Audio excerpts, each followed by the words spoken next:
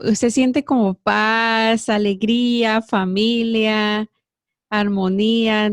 Las lucecitas nos dicen mucho. Sí, definitivamente. El ver a los niños poner los adornos en los arbolitos, eso alegra mucho, la verdad. ¿Y tienes preparado algo para el día de mañana? Sí, pues voy a estar solo somos mi esposo y mis dos niños, uno tiene 5, el otro 7, y, y yo dije, sí, este año me voy a emocionar con la cocina y voy a preparar la cena y mi esposo generalmente hace el pavo y yo voy a hacer un arroz con coco que es típico colombiano de la costa colombiana, ahí para mezclar las culturas. Ajá. Sí, pero con todo, y vamos a hacer cacerola de brócoli, que a mis niños les fascina el brócoli, y con cranberry, con la salsa de cranberry, con una ensalada, puré de papa y postres, vamos a hacer pumpkin pie, apple pie, mejor dicho, de todo. Wow, va a haber, va a estar una mesa con un montón de comida. Mi hijo Sí. también, estábamos en la tienda hace algunos días y dice, yo quiero preparar un postre. Yo que Ah, ahí dando vueltas de que no encontrábamos los ingredientes. Quiere preparar un postre de cranberry. ah, Le sí. dije, ok. Y la calabaza que tiene, que la compramos para Halloween, también quiere Oh, prepararla dulce. sí, qué Sí, entonces, delicia. pues a pesar de las circunstancias, yo creo que nosotros continuamos la celebración, ¿no? Como decimos muchos mexicanos, pues la fiesta no para, hasta la muerte celebramos, Sí, el sí, Día de los Muertos. sí, es verdad, yo creo que esas tradiciones también son parte de lo que nos hace a nosotros más resilientes en nuestra cultura latina, o sea, todo lo celebramos, así sean pues situaciones y experiencias dolorosas, pero esa es la manera como nosotros procesamos nuestras emociones y es muy de nosotros. Yo creo que por eso esta pandemia nos ha dado tan duro porque nos ha limitado las celebraciones, las reuniones familiares, eh, y eso nos afecta emocionalmente también. Definitivamente, pero ¿y cómo lidiar con esta situación que nos encontramos con tantas limitaciones de no poder salir a los lugares favoritos que nos gustaba, como ir a un concierto, ir al cine, compartir en fiestas donde pues estén muchos, toda la familia, no sé, 50, 100 personas dependiendo, ¿no? Ah, pero ¿cómo hacerle para tranquilizar esas ganas de no salir? Sí, sí, no es fácil. Yo creo que por eso, pues, el CDC recomienda que las celebraciones este año se hagan virtuales. Hay muchas plataformas digitales que nos permiten hacer las videollamadas. Inclusive, pues, mucha gente está enseñándole a personas que antes no sabían cómo usar esas plataformas para que se comuniquen con sus familiares. Y esa es la idea como de mantenernos conectados, pero nunca va a ser lo mismo, o sea, nunca vamos a sentir ese calor humano y tenemos que normalizar eso también y ser conscientes pues que esto es lo que está pasando, es una situación que nunca habíamos vivido y que vamos a hacer lo mejor posible para conectarnos con nuestros seres queridos. Entonces, en todas estas fiestas se recomienda pues el uso del WhatsApp, el uso del Zoom, de diferentes plataformas que nos permitan estar conectados. Es muy importante estar conectados, sobre todo este año, muy, muy importante. No aislarnos y decir, no, pues es, como este año ha estado tan difícil, pues mejor no hago nada y me aíslo y mejor que pase. Pero es muy importante estar conectados porque los seres humanos somos muy sociales y esa conexión va a permitir que nosotros nos sintamos mejor, estemos más relajados, nos sentimos conectados. El aislarnos hace lo opuesto, el aislarnos hace que nos sintamos más tristes, más cansados. Entonces es muy importante siempre estar conectados. Como somos seres tan sociales y tan familiares, sobre todo en esta cultura que tenemos el valor del familismo, que es esa cercanía con nuestra familia. Siempre estamos nosotros conectados y nuestras historias, nuestras experiencias tienen siempre que ver con un familiar, con nuestros seres queridos. Entonces, por eso es recomendable no aislarse, sobre todo en este país, porque tú sabes que pues la mayoría de nosotros tenemos familiares en nuestros países de origen. Y Ujú. pues generalmente en estas fiestas pues viajamos y es la emoción porque el Mm. viaje, llevamos los regalos y todo eso. Y este año pues va a ser muy diferente. Pero, pero sí, es súper importante seguir conectados, planearlo y decir, mira, va a ser, sabemos que es un momento que es difícil, eh, es diferente a los otros años, pero planeemos que este día nos vamos a conectar a tal hora, inclusive hay gente que está cocinando juntos, que vas a cocinar tú y entonces se comparten las recetas y se muestran, así como tú dices, la rebanada del pastel y todo eso. Y eso es importante planearlo y con los niños de pronto también hacer manualidades, con los abuelos allá, los niños acá. Y todo eso hace que nos conectes. Es muy diferente, pero es necesario para nuestra salud mental, para nuestro bienestar. Vuelvo y digo, o sea, si nos aislamos, las consecuencias pues son más notorias para nuestro bienestar, vamos a estar mucho más afectados.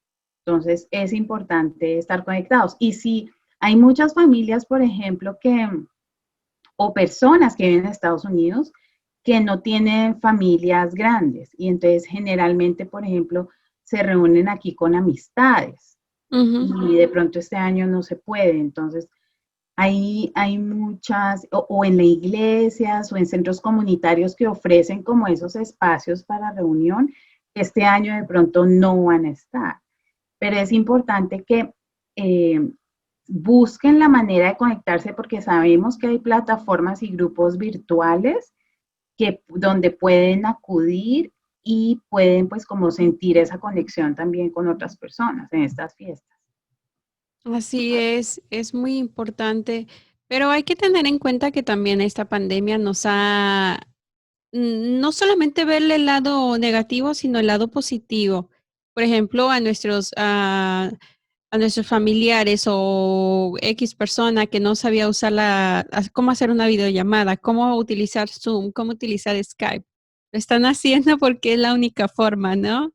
Entonces se están abriendo más a esa parte de la tecnología, ¿cierto? Sí, definitivamente. Y no solo de la tecnología, sino de muchos otros aprendizajes. Mucha gente ha aprovechado este tiempo para aprender cosas. Yo, por ejemplo, analizaba en mi familia lo que hemos hecho durante este tiempo y han sido varios proyectos. Construimos un jardín y fue muy emocionante porque pues crecieron las frutas, los vegetales, comimos de ahí, los niños aprendieron.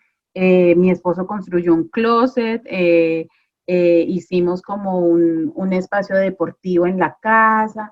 O sea, sí, sí, para muchas familias ha sido un tiempo de construir, de aprender, de hacer nuevas cosas, de renovarnos, de reflexionar definitivamente porque ha sido una situación que nos ha hecho poner las cosas en perspectiva. Es decir, que antes de pronto nos preocupábamos por cosas que eran triviales, que son pequeñas, que se discutía por cosas que de pronto no tienen mucha importancia. Y el ver esta pandemia, ver el dolor humano, la separación, nos hace realmente valorar qué es lo importante en nuestra vida. Y yo creo que esa reflexión es una reflexión intensa que a veces muchos la evitamos porque a veces causa dolor de qué he hecho yo hasta ahora en el camino de la vida, de cuáles son mis planes, qué es lo que me falta por cumplir, o de pronto de replantear los planes que tengo en la vida. Entonces son reflexiones profundas que yo creo que la pandemia nos ha ayudado a hacerlas y a no aplazarlas, pero que son necesarias. Son necesarias porque cuando uno hace esa reflexión, uno se conoce mejor a sí mismo y al final, pues llega, yo creo que se quita un peso de encima, sigue el camino más ligero y realmente siente que tiene una vida con más propósito. Ujú. Pero yo creo que muchas personas tienen ese temor, como te comenté la vez pasada, cuando trabajé en ese centro de ayuda, ¿no? Yo le decía, le preguntaba a una señora, ¿y qué hizo por usted? Ella decía, no, pues un montón de cosas. Puse a mi hija, mis hijos en el autobús escolar. Yo, no, pero ¿qué hizo por usted? No, pues le cociné, limpié la casa, le di de comer a mi esposo y así un montón de cosas por los demás. Hizo por la casa, hasta por el gato, pero no hizo nada por ella. Le digo, ok, pero ya hizo por la casa, por X y por Y, ¿qué hizo por usted? Entonces, de pronto no conocemos o no sabemos cómo darnos tiempo. Es bien difícil desnudarnos frente al espejo y encontrarnos a, a nosotros mismos, amar la soledad, por ejemplo. No es fácil y yo creo que a veces no sabemos ni cómo llegar hasta ese punto. ¿Cómo podríamos encontrarnos? Sí, definitivamente era lo que hablábamos la vez pasada por ejemplo, ese ejercicio de mirarse frente al espejo, qué difícil es, y ese Ujú. amor propio de realmente, se llama una introspección, que yo miro hacia adentro y evalúo pues lo que es mi vida y cómo me valoro y las relaciones que tengo a mi alrededor. Em, Siempre tiene que ser una búsqueda intencional. El primer paso lo tenemos que dar nosotras. Si nosotras no damos el primer paso, nadie más lo va a dar por nosotras. A veces las circunstancias de un trauma, de un abuso, una separación, un dolor, nos hacen que pues reflexionemos acerca de nuestra vida y a veces no, a veces es porque realmente queremos un cambio. De repente llevamos mucho tiempo haciendo lo mismo con los mismos resultados, queremos ver algo diferente en nuestra vida, entonces tomamos la decisión que queremos cambiar y para ese cambio nosotros tenemos que reflexionar. Yo creo que viene mucho la raíz del estigma de la salud mental en nuestra comunidad latinex, por ejemplo. Nosotros no estamos acostumbrados a ventilar nuestros sentimientos, a hablar acerca de lo que nos sucede. Y es por eso que se quiere desmontar ese estigma, porque es tan necesario que no guardemos todas esas emociones, sino que realmente las expresemos. Y no somos países, en los países latinoamericanos, hay algunos, por ejemplo, en Argentina es muy común asistir a la psicoterapia, pero en general el resto de países latinoamericanos tenemos un estigma muy grande con la psicoterapia. Entonces pensamos que eso es de locos, ¿sí? Eso es lo Ujú. que la mayoría de la gente dice, o está en el psicólogo es porque está loca. Pero no, resulta que la salud mental es igualita que la salud física. Si uno sufre de diabetes o depresión alta, pues tiene que ir al doctor y tomarse las medicinas. Y es igual con la salud mental. Si yo no estoy bien, si me siento deprimido, si estoy ansioso, si hay cosas que no están marchando bien en mi vida con mis relaciones, pues también tengo que ir a un doctor y que me recete algo que me pueda ayudar para tener una mejor calidad de vida. Entonces, eso es lo que tenemos que desmontar, ese estigma de que es solo para locos y de cómo esa ayuda nos puede proporcionar, la verdad, que una calidad de vida muchísimo mejor. Cuando uno va a psicoterapia y empieza a procesar todas esas emociones y de pronto traumas del pasado, uno empieza a ver con claridad muchísimas cosas de tus sueños, de muchas cosas, de ese amor propio de lo que dices, de verse en el espejo y realmente reflexionar. Pero sí, tenemos que dar el paso. Es una decisión que nosotros tenemos que dar para vivir una mejor calidad de vida. Si yo quiero cambiar algo en mi vida, no puedo seguir haciendo lo mismo.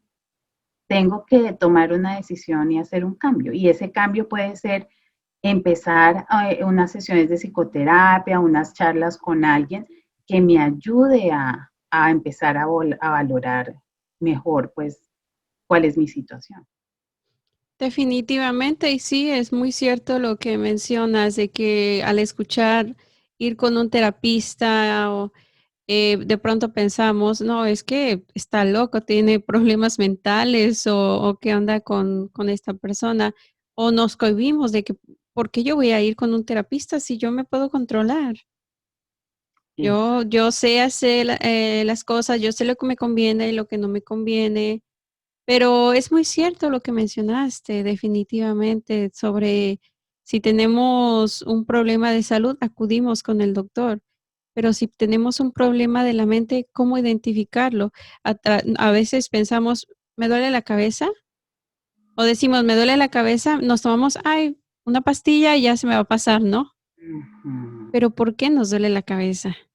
Exacto. Uy, eso que dices es súper importante porque es la somatización de toda esa carga emocional que llevamos. Muchísimas veces somatizamos, es decir, que sentimos en el cuerpo los dolores de heridas emocionales. Entonces pensamos, me duele la cabeza, tengo una migraña, pero ¿por qué no se me va esa migraña? ¿Qué ha pasado en mi vida que ha desatado que yo empiece con estos dolores de cabeza? O inclusive otras enfermedades, o sea, se ha comprobado que hay enfermedades como la fibromialgia, que son dolores musculoesqueléticos eh, en muchas partes del cuerpo y que están atadas a muchos traumas que se han tenido y que no se han podido superar. Entonces, es el darse cuenta de esa somatización es una de las cosas que podemos hacer para decir, de pronto sí necesito ayuda para sentirme, es como para liberarse un poco, para sentirse libre de esas heridas y procesar los traumas y muchas cosas que de pronto queremos cambiar en nuestra vida. Lo otro es, el otro síntoma que podríamos decir es las relaciones con los otros. Cuando nuestras relaciones con las otras personas siempre son negativas y no puedo, no soy capaz de mantener una relación positiva con nadie, ni con los hijos, ni con la pareja, ni con las amistades, ni con los compañeros de trabajo, yo también tengo que mirarme a mí mismo. ¿Qué pasa? ¿Qué hay en mí que de pronto tengo que cambiar yo o estoy en el ambiente equivocado o hay algo que yo tengo que procesar para poder aprender a mejorar mis relaciones y a relacionarme de una manera más asertiva, de pronto en mi comunicación, en la manera como expreso las cosas. Entonces, eso es otra de las señales como que nos dan. Una es esa somatización, la otra es las relaciones y la otra es definitivamente pues el sentirse uno mismo que la vida de uno está como estancada, tanto emocionalmente como físicamente, mentalmente. A veces uno tiene un cansancio que es como que no tiene motivación, una falta de motivación. Y esa falta de motivación, pues, ¿de dónde viene? ¿Sí? Es ese cansancio como mental y a veces la depresión también. O sea, no es normal. A veces decimos, sí, estamos tristes y hay procesos que nos ponen tristes, pero no es normal que tú lleves una semana sin querer despertar con la habitación donde duermes totalmente oscura, con dificultad para bañarte. O sea, esas cosas no son normales. Esas cosas tenemos que darnos cuenta que necesitamos ayuda para superar. Y está bien pedir ayuda, que yo creo que eso es como también el estigma que hay. Tenemos que pedir ayuda, o sea, lo que tú dices, a veces ayudamos a todas las personas, a los hijos, a la pareja, a los amigos, pero uno a veces tiene que pedir ayuda. Es más, se recomienda pedir ayuda. Ujú. Yo creo que el ego es parte de que no, ¿y por qué yo? O sea, yo no, yo puedo hacerlo todo, Mm, ¿no? mm. En los hombres el ego, el machismo, de que yo puedo. Es muy importante recalcar estos puntos porque el autoestima, la salud mental, todos estos problemas que conlleva no se pueden ver, solamente se pueden sentir. Así es. Sí, son cosas que no se ven. Sí, de pronto como la parte física que a veces vemos, pues que la persona tiene un hueso roto y pues de ahí viene el dolor o que tiene una alergia y pues se le ve el brote, las cosas emocionales pues no se ven, pero las sientes. Y por Ujú. ejemplo, la estadística nos dice que en este país que solo 1 de cada 10 latinos buscan servicios de profesionales de salud mental. Y eso es muy poco, Ah, porque si tú no procesas, o sea, ¿qué está pasando con el resto de nosotros? Que sí lo necesitaríamos, o sea, nos estamos comiendo las cosas, como diríamos en nuestras culturas, y no lo estamos ventilando y esa represión hace que nos enfermemos más.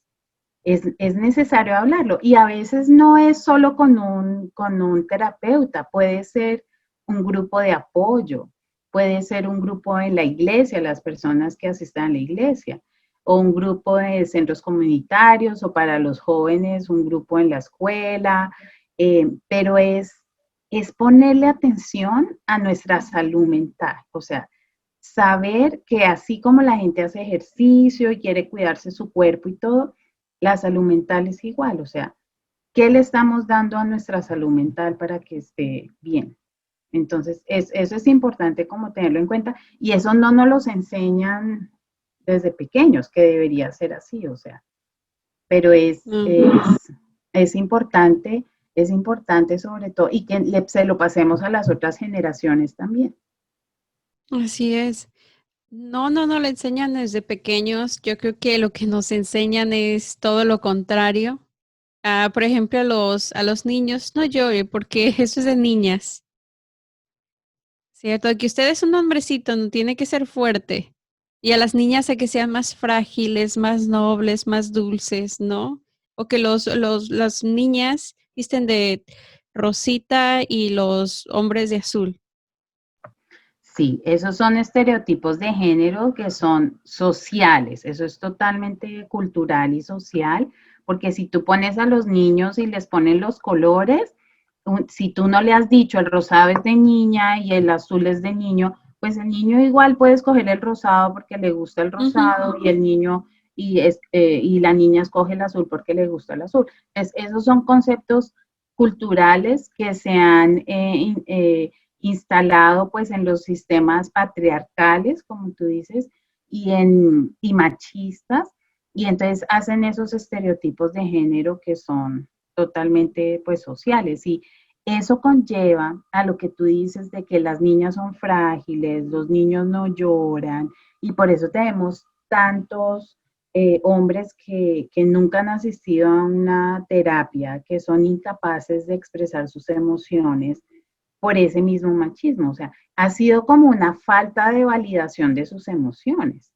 Todos somos seres humanos, entonces, ¿cómo se le va a decir a un hombre que no tiene sentimientos? O sea, igual puede expresar sus sentimientos y los puede expresar de una manera saludable, pero no se los hemos enseñado, no se los hemos validado y no les hemos dicho que está bien. Igual con las niñas, que también es un poco, pues ahora ya en esta época más que sabemos que los estereotipos de género se pueden desmontar pues con la idea de que las niñas también pueden hacer lo que quieran ser, o sea, la niña puede jugar con los carritos, si quiere ser ingeniera lo puede hacer, científica, astronauta, jugadora de soccer, o sea, lo que se proponga lo puede hacer y eso es una sociedad levantando una nueva generación diciéndoles que todos podemos hacer pues lo que nos propongamos, ¿sí? Entonces, eso está mucho en las familias, y sobre todo en las familias latinas, que somos muy conservadoras y venimos de tradiciones más patriarcales y religiosas, a veces les cuesta trabajo desmontar como esas tradiciones que son netamente culturales. Pero tenemos que ver qué daño nos hace eso como sociedad.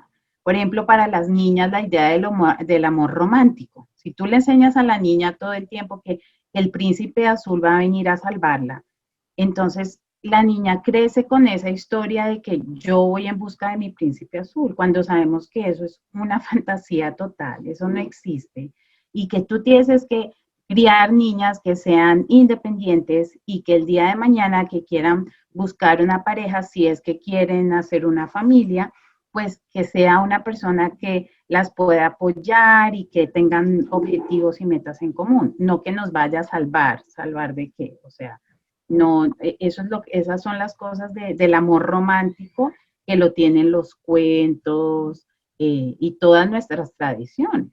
Eh, entonces, como sociedad, pues poco a poco lo podemos ir mejorando.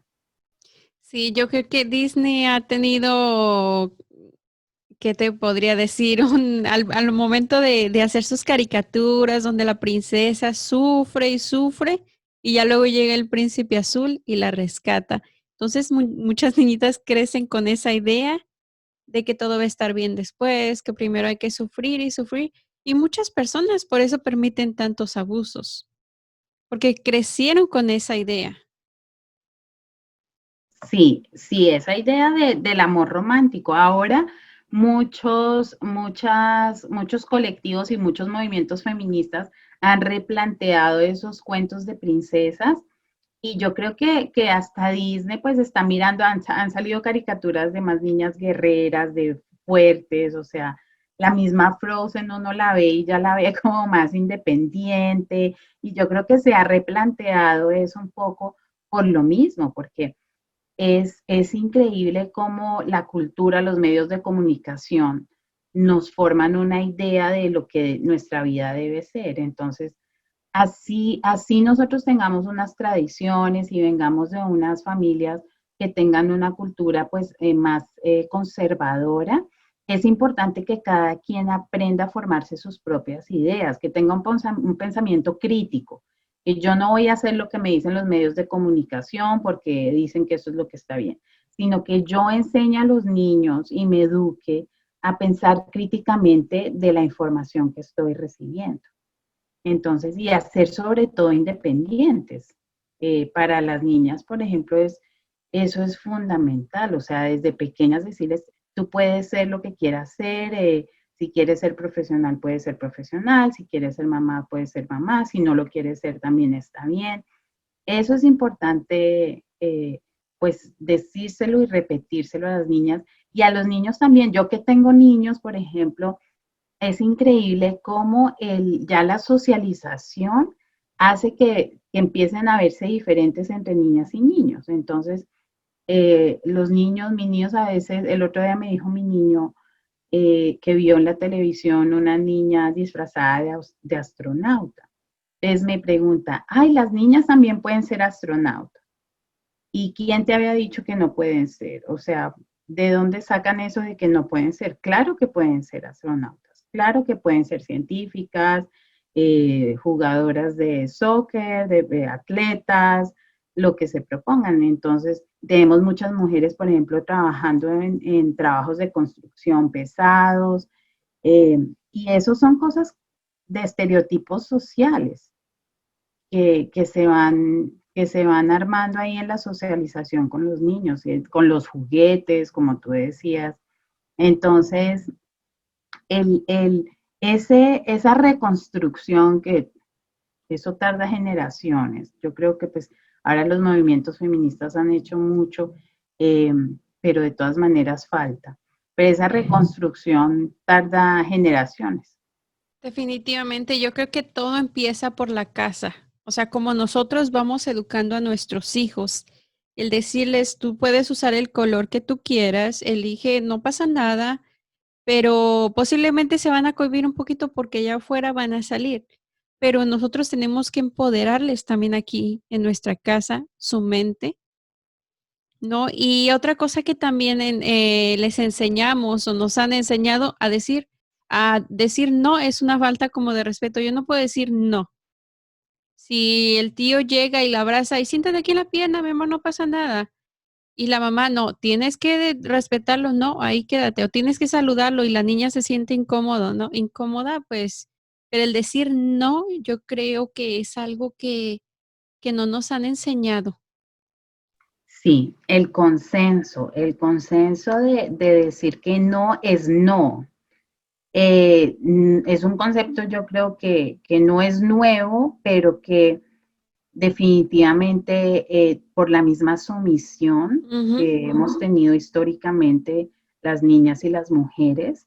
Nos ha costado trabajo aplicarlo.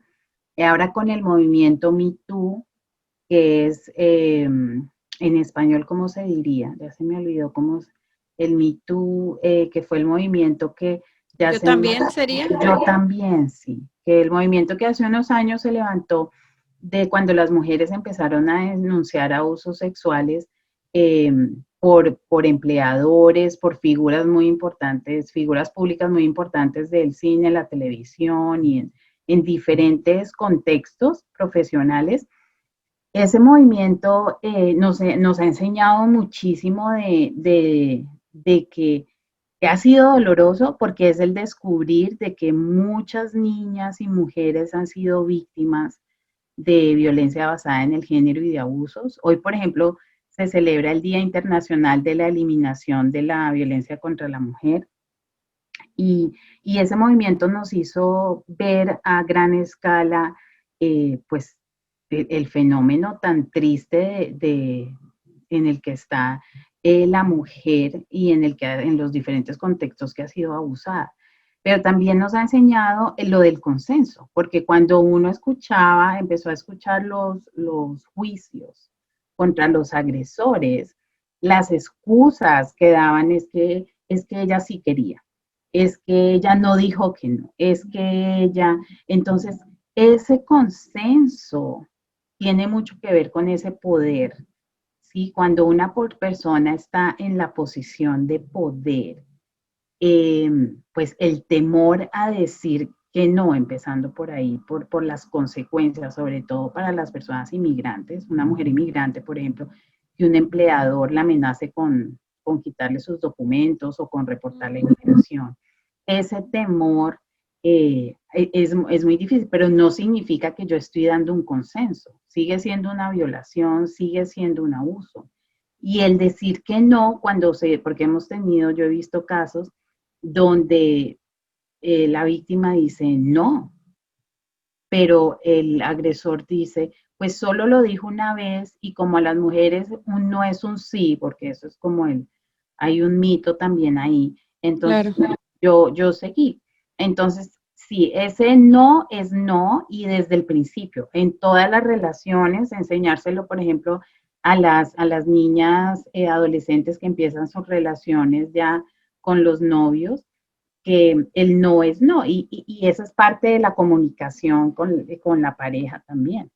Sí, yo creo que también depende de la forma como uno cómo lo diga, ¿no? Uno con voz baja, un voz inseguro, un no con voz insegura o un no bien firme, no es no.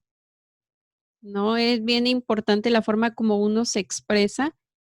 Y lo menciono, todo empieza desde la casa, pero ¿cómo nosotros podemos educar a nuestros hijos y fortalecerles su mente si nosotros no lo hacemos primero? Primero debemos de empezar por nosotros mismos para poderle ofrecer a nuestros hijos lo que tenemos y cómo somos nosotros como padres.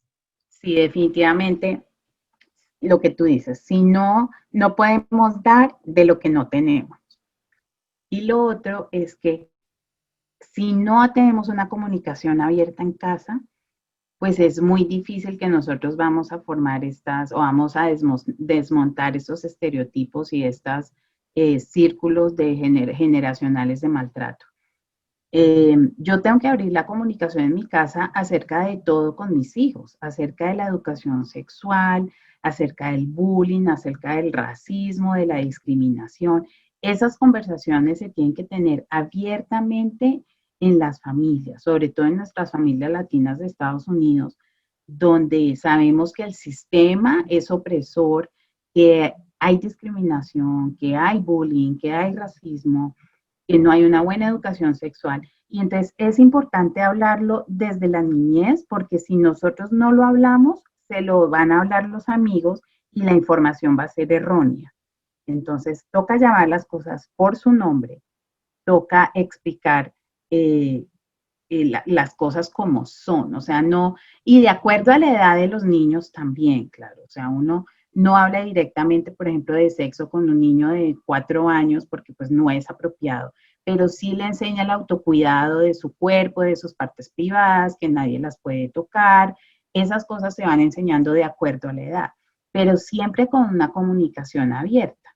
Y Ujú. lo que tú dices del autoconocimiento, o sea, muchísimas de las clientas, por ejemplo, que yo he asistido, me cuentan que ellas nunca tuvieron una comunicación con sus padres acerca de educación sexual o de qué es el maltrato, la violencia doméstica, y también vieron a sus mamás que eran sumisas totalmente, que era, o sea, solo hacían lo que decía el papá y que tampoco, o sea, pensaban, esto ya fue la vida que nos tocó y ya no decimos nada y así es como es.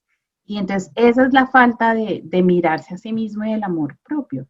Entonces todo empieza por romper, las únicas que podemos romper esas cadenas generacionales somos nosotras con la decisión, lo voy a hacer con mis hijos, lo voy a hacer conmigo y voy a empezar aquí. Lo que hemos hablado de mirarse en el espejo, o sea, yo creo que para las personas que nos están escuchando, para las mujeres que nos están escuchando, de ese ejercicio de mirarse en el espejo y de reflexionar es poderosísimo, porque empieza por una mirada exterior de quién eres tú, de tu rostro, de identificar tus facciones, tu cuerpo y todo, sin que sea perfecto, porque también nos han vendido un estereotipo de cuerpo perfecto, que esa es otra charla también, y, pero ese analizarnos físicamente, de ser agradecidas con el cuerpo que tenemos, que así tengamos nuestras libritas de más, las que somos madres, hemos sido capaces de ser madres, de estar agradecidas con el cuerpo, de valorarnos, de querernos, de subirnos ese amor propio, de tener ese amor propio y esa autoestima. Y cómo después ya pasarlo a las otras generaciones. Y a veces lo que hablamos, a veces tú necesitas ayuda, a veces no lo podemos hacer por nosotras mismas porque hay mucho dolor, hay traumas de la infancia, hay abusos que duelen muchísimo, por ejemplo, los abusos sexuales en la infancia son muy dolorosos y son traumas que se cargan, eso es un peso que es muy, muy pesado y que es necesario procesar. Si nosotros no procesamos ese dolor, eh, lo vamos a guardar ahí y se lo vamos a pasar a las otras generaciones. Entonces, la invitación es que hablemos acerca de ese dolor que tenemos. Tuve varios mensajes esta semana sobre sugerencias sobre temas. Yo siempre los invito si quieren que hable de un tema, a que me dejen saber. Si tienen alguna pregunta, alguna duda, que me dejen saber a través de un mensajito, Facebook, Instagram o sinlimitespodcast.com. Cualquier cosa. Entonces, ¿cómo hablarle a nuestros hijos sobre la comunidad LGBTQ? Mira, es un tema tan importante porque volvemos a que, sobre todo en nuestra comunidad latina, que tiende a ser como más conservadora, más tradicional, que viene un sistema patriarcal, esos temas se tienden a guardar y para muchos padres incomodan y entonces dicen, pues es mejor para no sentirme mal, pues mejor no lo hablo. Pero la comunicación tiene que ser abierta, o sea, nuestra comunicación tiene que ser en el sentido de que nosotros le explicamos a los niños, de acuerdo a su edad, primero cómo funciona nuestro cuerpo, qué partes privadas tenemos nosotros, quiénes son los niños, quiénes son las niñas, y también las diferentes expresiones de ser que tienen otros niños u otras niñas. Si yo estoy viendo en la escuela que otros niños se identifican con la comunidad LGTBQ. Entonces, yo tengo que empezar a explicar sin esconder y decir, no hablamos ahora, no hablamos ahora, sino decir, hay diferentes expresiones de género y diferentes expresiones de ser que merecen un respeto y que son totalmente iguales a nosotros. Todos somos iguales, pero todos tenemos una expresión de ser diferente. Sí, hay niños que se identifican de otra manera y está bien. Y hay niños que de pronto se visten de otra manera, que se ven de otra manera y está bien. Y ahí es donde viene el respeto, pero lo hablamos. Si no lo hablamos y si no se abre esa comunicación, pues ahí es donde viene el bullying, la falta de tolerancia, porque no lo entendemos. Y por ejemplo, el dolor que causa para niños, cuando los niños, por ejemplo, quieren contarle a sus papás, ¿sí? Que de pronto se identifican con otro género, que hay familias que de pronto no lo entienden y causa muchísimo dolor y vemos que hay muchas, podría haber mucha ideación suicida, por ejemplo. Entonces, es esa falta de comunicación porque es un dolor interno que yo no tengo la confianza de contarle a mi papá, a mi mamá, a la persona con que vivo, con el, o sea, quién soy yo realmente. Entonces, si nosotros somos capaces de aceptar desde pequeños a los niños como son, explicándole con la comunicación abierta de todas las cosas, pues eso va a abrir la ventana y va a abrir la puerta para que el día de mañana, si nos tienen que contar algo, lo cuenten con confianza y decir, no importa lo que tú, con lo que tú te identifiques, como tú quieres ser, tú eres tú y eso no lo va a cambiar nadie y mi amor es incondicional. Eso es lo más importante. Ojalá el mensaje pues llegar a las casas porque yo creo que en muchas partes no se da y de ahí es donde viene la ideación suicida, tantas, por ejemplo, los niños que salen de las casas, que se escapan de las casas o que encuentran por redes sociales, que ese es otro tema también, personas que sí los aceptan y entonces prefieren irse con ellos y les hacen daño porque sabemos que hay personas malintencionadas. Es cuando no encontramos la aceptación en la casa, esas son las respuestas negativas que vamos a ver. Wow, me encantó esto. ¿Y a qué edad es conveniente hablarle a nuestros hijos sobre este tema? Bueno, como te dije, de acuerdo a la edad, por ejemplo, a los niños pequeñitos, cuando tú estás, pues desde 3, 4 años, siempre por la prevención se le debe explicar a los niños y desde antes, o sea, uno les enseña a los niños cuáles son sus partes privadas, que nadie las debe tocar, que solo papá, mamá pueden tener acceso para revisar si les duele algo o si van a un doctor, por ejemplo, que mamá o papá también tienen que estar ahí y también hemos visto abusos sexuales de parte de papá o mamá. Entonces, es como también abrir esa puerta para decir, si tú te sientes incómodo, si hay algún tocamiento que no es apropiado y te sientes incómodo, tú le cuentas a otro adulto que sea responsable.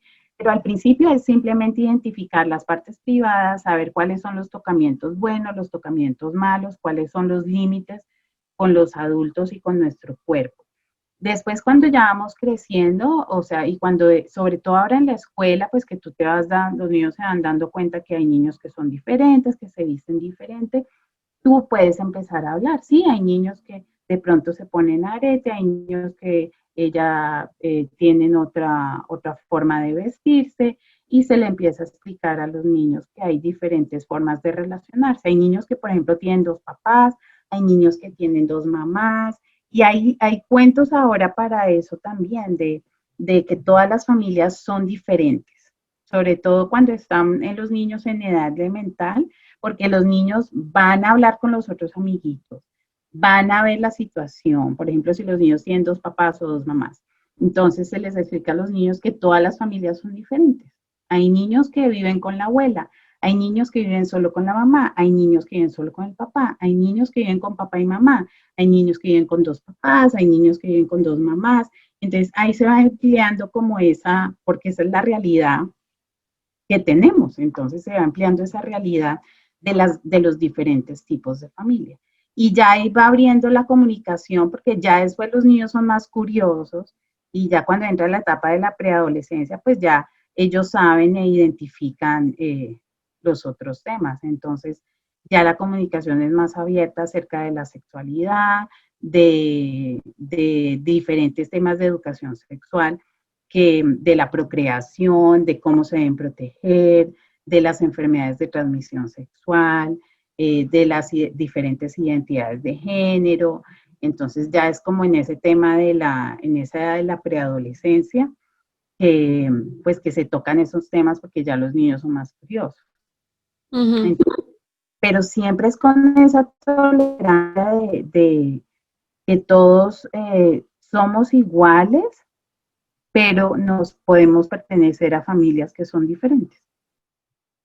Definitivamente, este tema yo creo que es muy importante y muy profundo.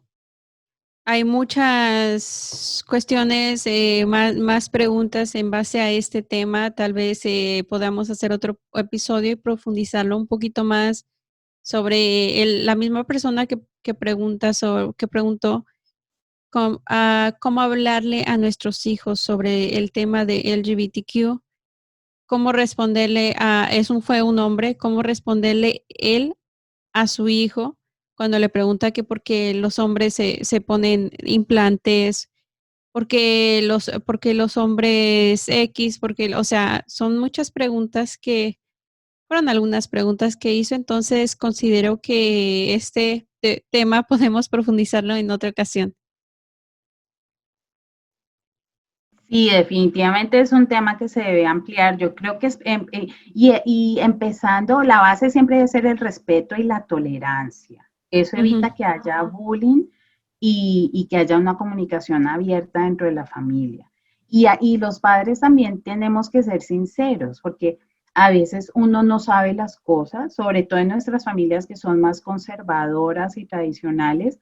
Hay temas que nunca se han hablado, hay temas que nunca se han tocado, entonces uno se tiene que educar y si mi niño me está diciendo, por ejemplo, una palabra que yo no entiendo, decirle, déjame y averiguo, déjame y hablo, voy a hablar con alguien que de pronto sí tenga información y después pues nos sentamos y hablamos de esto, pero no evitar el tema, no evitar, sino que muchas gracias por preguntar, vamos a averiguarlo juntos y en otro momento lo vamos a hablar. Y siempre recalcar, es importante ser tolerantes y tener respeto por todas las personas, así las personas se vean diferentes o tengan diferentes familias. Eh, pero se debe explicar porque es que es la realidad. Así tú tengas un tipo de familia diferente, es lo que está afuera. Tú no puedes cubrir los ojos de los niños ni mantenerlos en una burbuja, es nuestra realidad, es la realidad del mundo. Entonces, toca hablarla con claridad, así las familias tengan valores diferentes, basándonos siempre en la tolerancia, en el respeto y decir, sí, a veces esto pasa, a veces hay personas que tienen identidades de género diferente, que se ponen implantes, por ejemplo, hombres que se ponen implantes o que se ven como mujeres o que se maquillan, todas esas cosas pues toca explicarlas abiertamente y decir, cada quien toma su decisión y esa es la decisión que ha tomado para su vida y nosotros debemos respetar y tolerar. Y eso es y calmadamente, porque muchas veces nos escandalizamos hasta con la cara, como que, ay, no, ¿qué estás hablando? No me vengas a hablar de eso. Y eso es contraproducente, porque primero los niños se van a aislar y entonces pues ya ni para qué le digo cosas a mi papá o a mi mamá porque pues me va a rechazar y la comunicación se rompe un poco ahí. Y lo otro es que es el mundo en real en el que vivimos, o sea, es la realidad. Sí, así es. Este es parte de lo que vivimos, lo que estamos viviendo y lo que va a continuar. No podemos, como dicen por ahí, tapar el sol con un dedo. Es imposible, no es que como tratar de aparentar que el COVID no existe, no está y salir y hacer nuestra vida normal. Y no se trata de eso. Eh, Algo en lo cual nuestros hijos también tienden a atender otro rechazo es nuestras hijas. Un ejemplo, no tengo hijas, solamente tengo un hijo de 12 años, pero he conocido historias donde las mamás rechazan a las hijas porque están embarazadas, que casi las corren de su casa, o que no puedes usar ningún método anticonceptivo, jamás abortar porque, uy, es algo, no sé, un pecado mortal y un montón de cosas que pasan, ¿no? Entonces, ¿qué pasa? Muchas de las mujeres, personas que que han sufrido esta situación terminan con problemas de salud, yéndose con la vecina con la persona de la esquina que les practique un aborto, o no se tiene la información, o de pronto, pues terminan suicidándose porque sufrieron el rechazo de la familia. Sí, definitivamente el amor incondicional de la familia y la aceptación es clave cuando se enfrentan estas problemáticas que con frecuencia suceden en las familias. Eh, a veces tenemos unas expectativas, yo creo que como padres, porque claro, uno empieza a criar a sus hijos y se imagina cosas, que qué bonito que fuera esto, que Ujú. tenga una familia, que sea feliz, y todos queremos lo mismo para nuestros hijos y tenemos esas expectativas. Cuando esas expectativas no se cumplen, sentimos que se nos acabó la vida, no solo a los niños y para nosotros, sino para nosotros también. Entonces, es analizar esas expectativas porque en realidad nosotros criamos seres independientes que toman decisiones, que tienen una mente propia y que no les podemos controlar la vida. Entre más herramientas nosotros les ofrezcamos de educación sexual, de educación de tolerancia, de respeto, de saber qué es el maltrato, entre más educación e información que nosotros les presentemos, pues mejores decisiones van a tomar en su vida, ¿sí? Y esa de pronto corresponde con la expectativa. Pero si yo no he tenido una comunicación abierta y tengo unas expectativas tan altas cuando no se cumple, pues yo tampoco puedo esperar de por qué pasó si ni siquiera nunca abrí esa puerta. Y si pasó, así haya ofrecido la información, ¿cómo lo voy a enfrentar? Pues ya pasó. Entonces hay dos opciones, o está el rechazo, lo que tú dices, o está la aceptación. Entonces, ese amor incondicional y esa aceptación incondicional es fundamental para la salud mental, lo que tú dices, de las personas y de los jóvenes que están pasando por la problemática, por ejemplo, las niñas que han quedado en situación de embarazo. El rechazo, el rechazo hace que se afecte tanto la niña, la joven que está embarazada, como el niño o el bebé que viene en camino si ha decidido tenerlo. Ya los estudios nos han comprobado que los efectos en útero del trauma y de las frustraciones y de todo ese estrés emocional afecta el desarrollo del cerebro de los bebés. Entonces, eso es importante tenerlo en cuenta. Y también si la joven ha decidido no tener el bebé, esa aceptación, porque sabemos que es una mente propia, o sea, ese hijo que hemos criado es una persona totalmente independiente, que tiene sus propios pensamientos, sus propias opiniones y el yo rechazar la idea, el rechazar a esa persona, así yo tenga creencias diferentes, claro, las mamás pueden decirlo, los papás pueden decirle, pero la aceptación, cuando hay aceptación y respeto, no significa que todos pensamos igual, significa que yo te hablo y te doy mi opinión, pero que te digo que te amo y te respeto, así tú tomes otra decisión. Eso es lo que hace que nos conectemos y nos protejamos la salud mental y que nuestro bienestar sea mucho mejor. No es fácil, practicar eso no es fácil. Sí, que claro, no es fácil, pero es muy difícil, por ejemplo, para las mamás, para los padres, aceptar estas situaciones. ¿Por qué? Porque no se tiene esa educación, cómo comprender a nuestros hijos, cómo aceptarlos.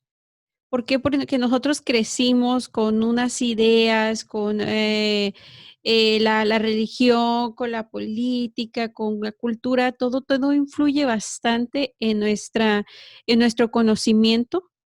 Entonces, no tenemos ese conocimiento de educación sobre este tema y no sabemos cómo llevar a esta situación familiar para muchos padres que tienen hijos que tienen hijas que han pasado por estas situaciones, no saben cómo reaccionar y terminan haciendo pues todo lo contrario, ¿no?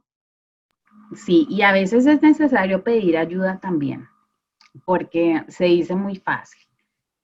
pero cuando las emociones están involucradas, es difícil controlar las reacciones que tenemos. Entonces, si yo sé que es un dolor tan grande, por ejemplo, con una noticia de que mi hija está embarazada, Ujú. es un dolor tan grande que al que yo me estoy enfrentando porque mis expectativas eran diferentes y ya pienso que de ahí se derivan pues muchas dificultades para ella, además que nos anticipamos a las cosas que van a pasar. Si yo siento que no tengo las herramientas para afrontar esto de una manera calmada y una manera asertiva, pues es necesario pedir ayuda. Y uno puede pedir ayuda de terceros, de un consejero de la escuela, de una persona que haya tenido estudios de consejería, por ejemplo, en la iglesia, o de un terapeuta externo también.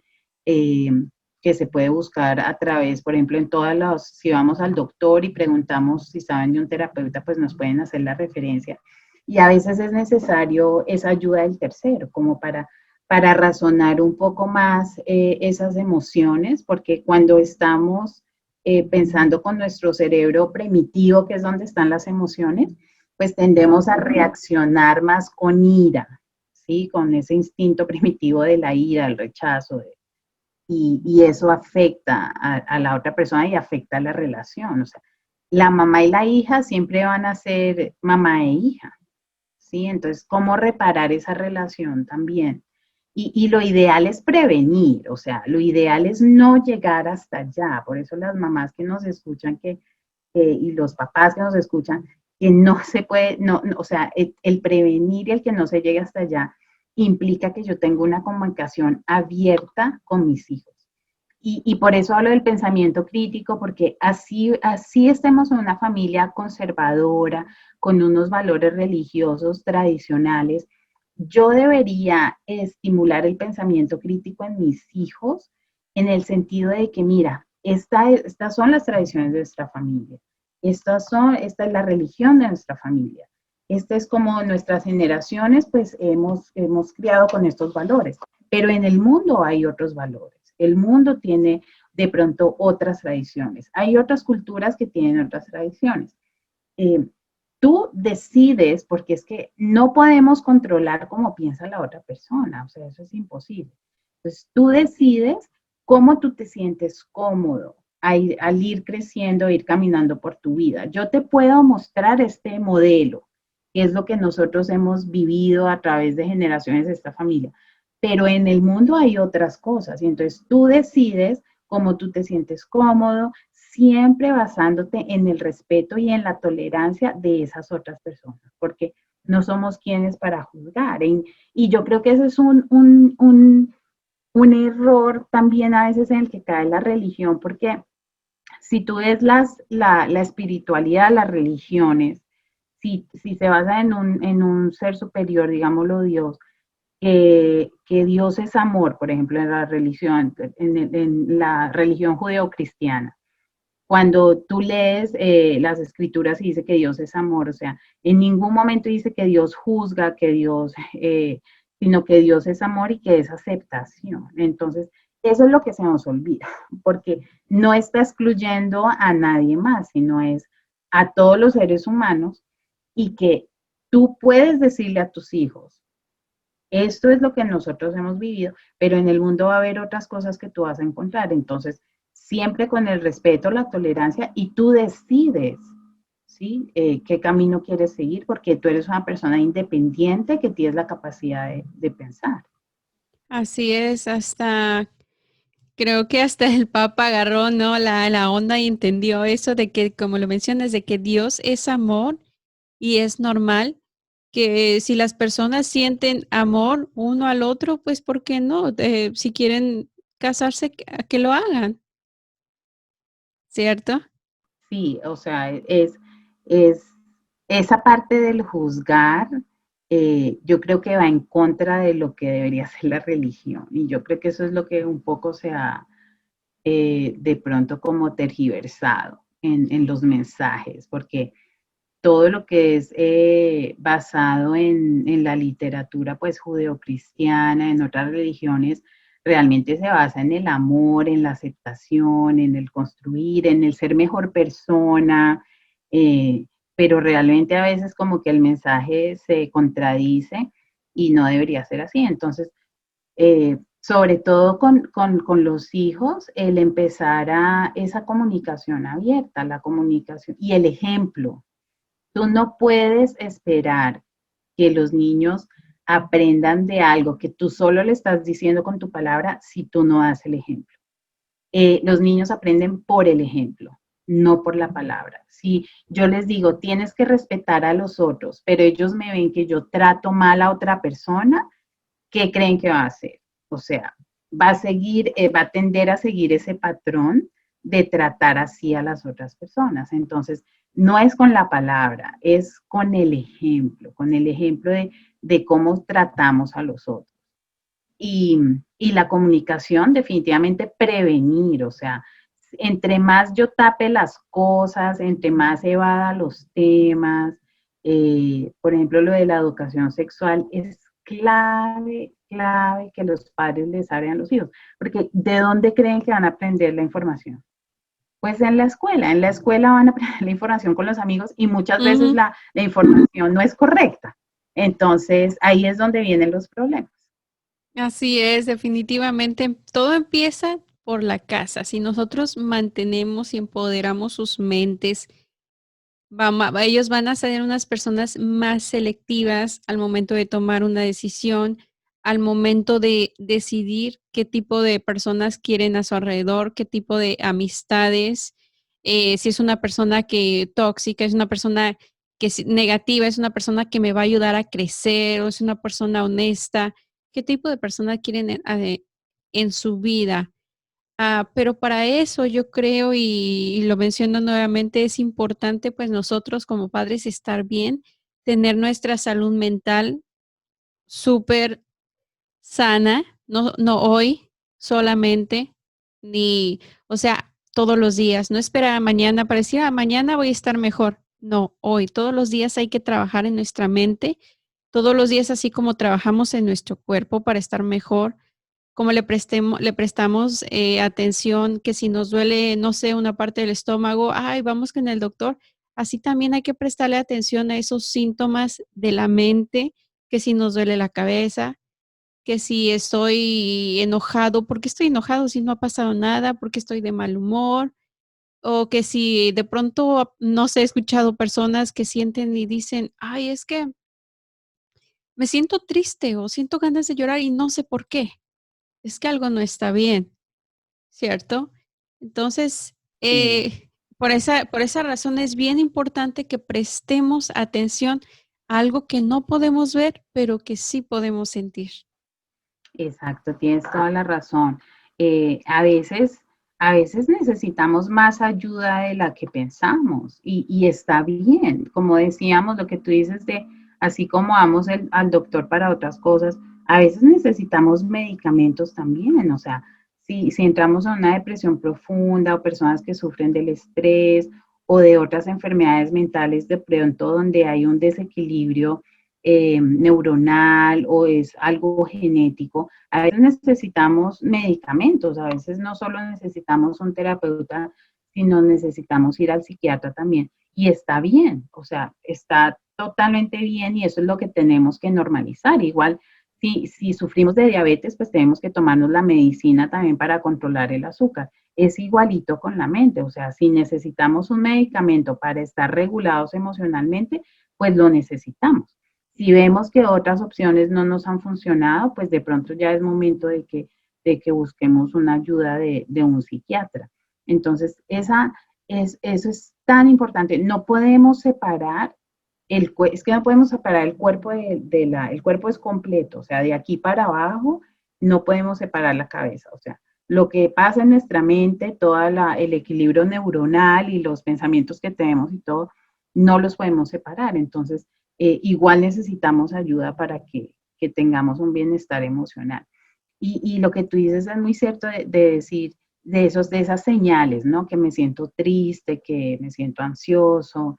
eh, y todos los seres humanos tenemos esos cambios de humor, pero cuando ya vemos que son constantes y sobre todo que nos están afectando nuestras actividades cotidianas.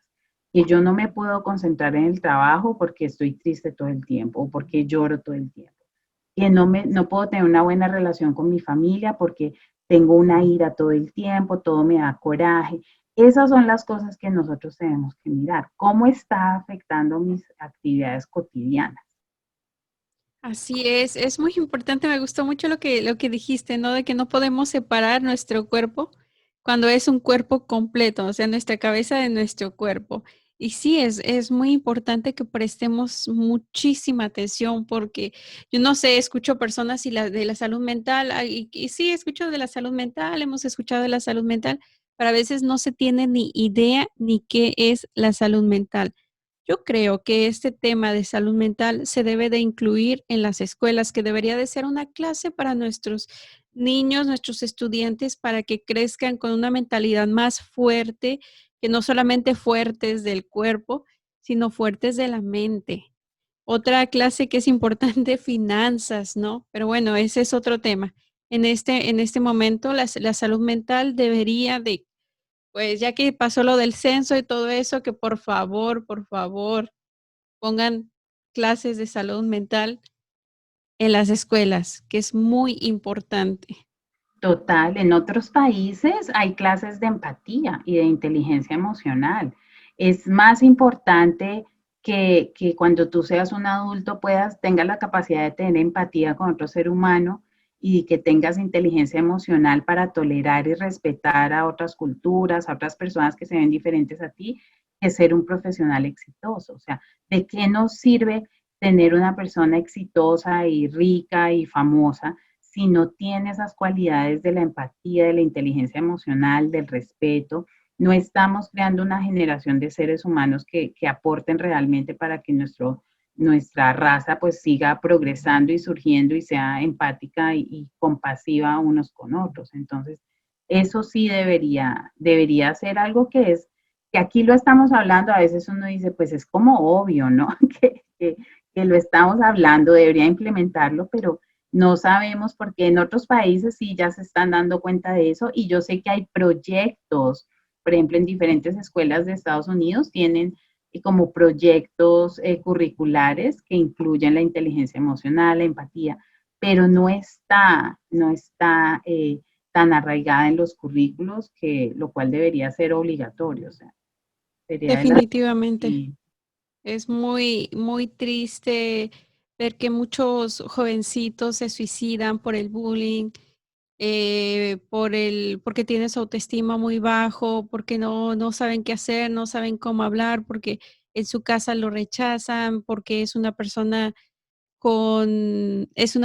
que tiene preferencias diferentes y es muy triste. Lamentablemente ha incrementado el porcentaje en estos últimos años por esta situación, pero yo te agradezco bastante tu tiempo por compartirnos. Wow, este mensaje tan importante, ¿no? A la comunidad de habla español, pero en un mensaje corto y breve, si puedes explicarnos qué es la salud mental. Bueno, la salud mental tiene que ver con el bienestar emocional que tenemos todos los seres humanos. La salud mental afecta no solo nuestra salud psicológica, sino nuestra salud física también. Entonces, implica el balance y el equilibrio que nosotros tenemos de nuestros pensamientos, nuestros sentimientos e inclusive nuestras acciones. Es como un triángulo. Así como sentimos, así pensamos y así actuamos. Entonces, ese balance y ese bienestar psicológico emocional hace que nuestra salud mental pues esté en equilibrio. ¿Cómo puedo cuidar esa salud mental? Pues siempre haciendo esa autoevaluación de que cómo son mis pensamientos, cómo son mis relaciones, qué síntomas tengo que de pronto son persistentes para que yo tenga un estado de ánimo que sea triste, ansioso. Y cómo puedo yo mismo pedir la ayuda o ayudarme a mí mismo. Pues generalmente necesitamos pedir ayuda a una persona externa que nos ayuda como un terapeuta que nos ayuda a revisar cómo están esos pensamientos, y qué tenemos que hacer para que estén en equilibrio otra vez. Yo creo que la clave de muchas, pues de una estabilidad, de una salud mental estable, está cuando siento que estoy feliz. O sea, la felicidad completa, no podemos decir que todo el tiempo estamos felices, pero que nuestro estado de paz y de calma y de felicidad es más permanente que mi estado de preocupación y mi estado de tristeza. Ahí es cuando sabemos que tenemos como un equilibrio. Cuando hay problemas de sueño, por ejemplo, cuando yo no me puedo concentrar, cuando siempre tengo dolores, cuando no tengo bien las relaciones con mis familiares, pues sé que hay un problema que tengo que, que enfrentar y que tengo que pedir ayuda. Entonces, la salud mental es ese equilibrio que yo tengo y que refleja mi bienestar emocional, mi bienestar psicológico. Así es, Jenny. Yo creo que una parte en la cual, algo que podemos, que a mí me ayuda bastante, ¿no? En estar feliz todos los días, es siempre estar agradecida de, primero que nada, como te lo dije la vez pasada, de que desperté, de que tengo vida, de que puedo caminar, puedo ver, bueno, el hecho de poder caminar, es algo bien breve, ¿no? Que, o haciendo un paréntesis, yo tuve un accidente cuando tenía 14 años. Entonces, por varios años de mi vida, yo no pude caminar. Yo usé silla de ruedas, usé andadera, muletas. Entonces, yo aprendí nuevamente a caminar después de varios años. Entonces, yo valoro bastante caminar, poder ver, poder escuchar. Si está lloviendo, no importa, si está soleado, no importa, cualquier día, te dije, saco el paraguas si está lloviendo, que el rosita, que el azul. Entonces, ser agradecida, me ayuda bastante a estar siempre positiva, alegre, contenta de lo que me espera cada hora, cada momento de mi vida, de mi día. Sí, gracias por compartir ese testimonio, Mari, porque definitivamente la resiliencia de los seres humanos nos hace darnos cuenta que sí podemos, que así nosotros sintamos que, por ejemplo, nuestra salud mental no está equilibrada, sí la podemos recuperar y podemos volver a ese balance, así como tú hiciste todo ese esfuerzo y me imagino pues que fue todo un proceso para recuperar pues otra vez tu habilidad de caminar. Es lo mismo con nuestra salud mental, o sea, nos va a influir en cómo nos sentimos, cómo tomamos decisiones, lo importante es como esa motivación que tengamos y saber que sí se puede. Por eso esos testimonios, así como el tuyo, son muy, muy poderosos. A mí me sorprende la verdad que cada día la resiliencia del ser humano cuando uno escucha esas historias, porque sí se puede y yo creo que está en todos, todos los seres humanos tenemos esa capacidad de salir adelante y de ser resilientes y de ser mejores cuando salimos ya de estas dificultades. Así es como los lentes que te pones para ver la vida, ¿no? Para ver todas las situaciones de la vida, o las ves como una oportunidad o las ves como una tragedia.